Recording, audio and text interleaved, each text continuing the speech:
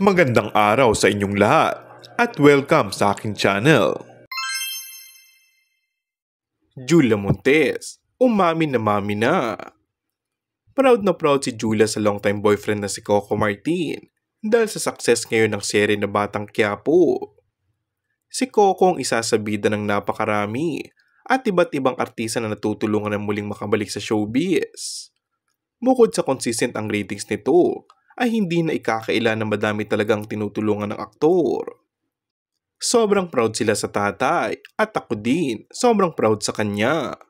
Grabe, sabi ko, parang pelikula. Galing ng mga directors and actors, say ni Julia sa panayam ng ABS-CBN. Bukod dito ay very proud and thankful din ng aktor at direktor sa suporta at pagmamahal rin sa kanya ni Julia.